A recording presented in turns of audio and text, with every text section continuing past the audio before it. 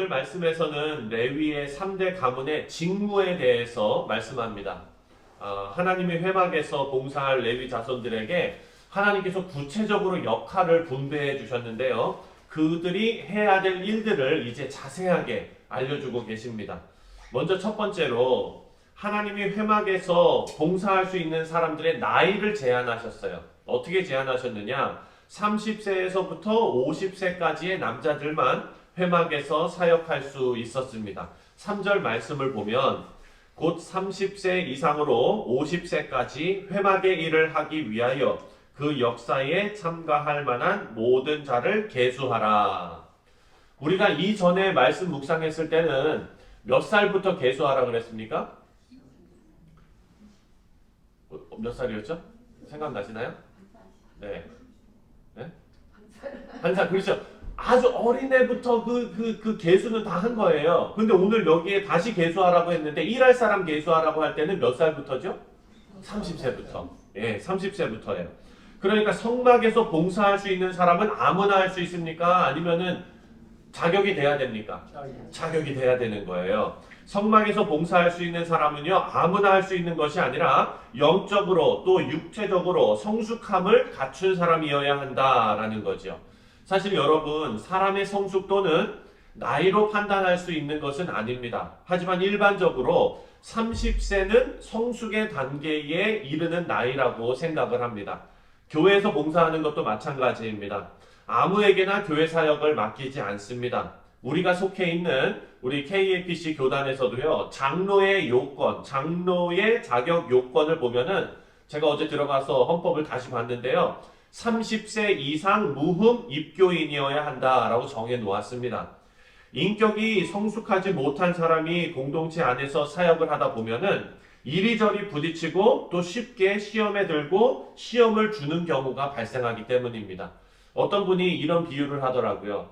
큰 코끼리가 여러분 아주 비싼 도자기가 잘 진열되어 있는 그런 가게에 코끼리가 들어갔다고 한번 생각을 해보십시오. 이 코끼리는 거기 들어가서 등치가 크기 때문에 조금만 움직여도 도자기가 막 깨지는 거예요. 그러면 여러분 이 도자기 주인 입장에서도 곤욕이지만 누구도 힘들겠습니까? 코끼리의 감정이입을 좀 해보세요. 코끼리도 힘들 거예요. 자기가 들어가가지고 조금만 움직여도 사고가 나니까 이 본인 입장에서 마음이 얼마나 무겁겠습니까? 마찬가지로 교회 안에서 성숙하지 않은 사람을 어떤 일을 시켜놨을 때, 어떤 일을 맡겼을 때 그 일로 인해서 계속해서 그 사역하는 사람도 힘들고 또 교회에도 문제가 생기고 이런 일들이 발생한다는 거예요. 그래서 하나님의 사역은 성숙한 사람들이 사역을 기쁨으로 감당하고 또 하나님께서 기뻐하시는 일을 할 수 있도록 하나님께서 우리에게 명령하십니다.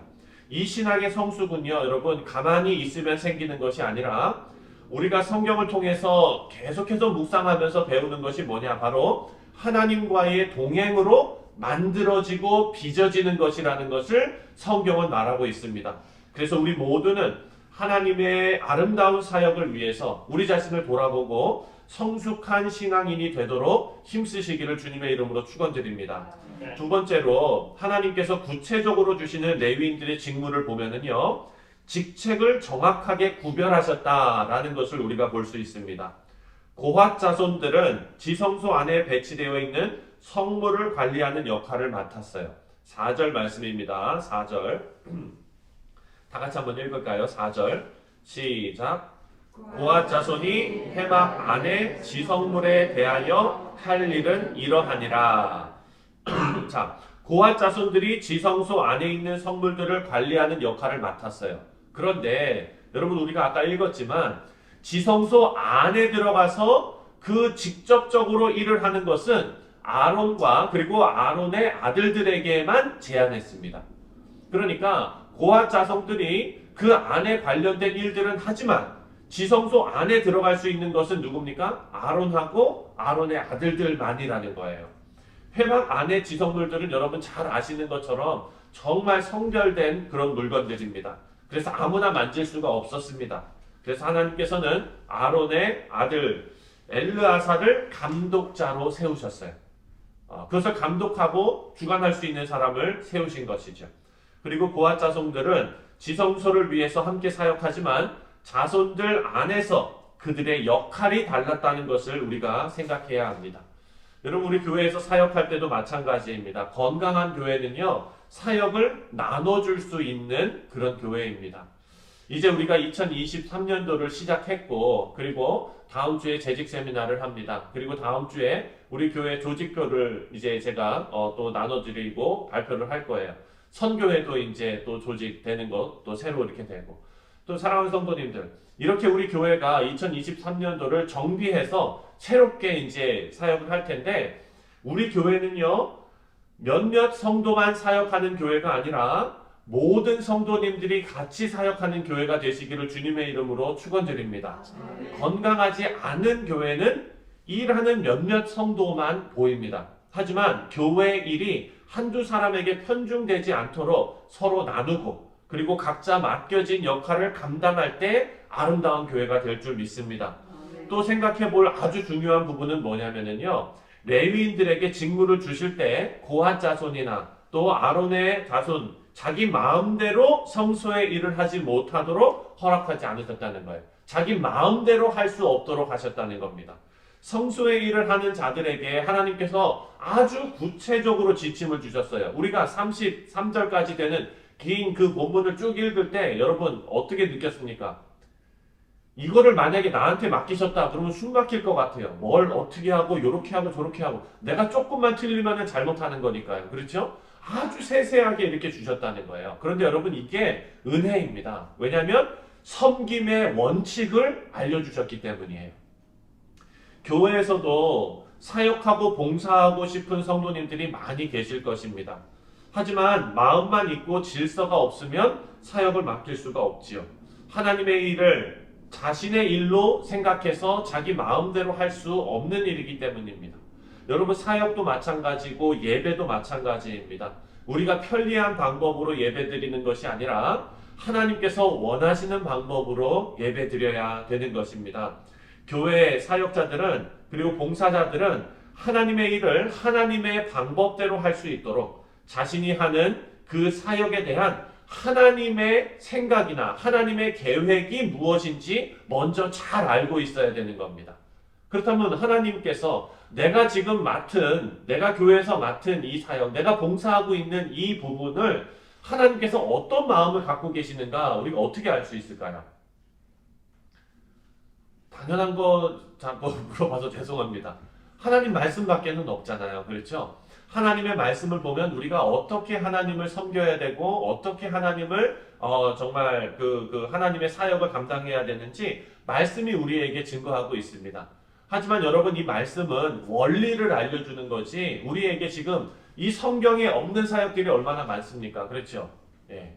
우리가 교회 예배 준비하기 위해서 의자 놓는 거는 뭐 의자를 어떻게 펴라 이건 성경에 안 나와 있잖아요. 그렇죠?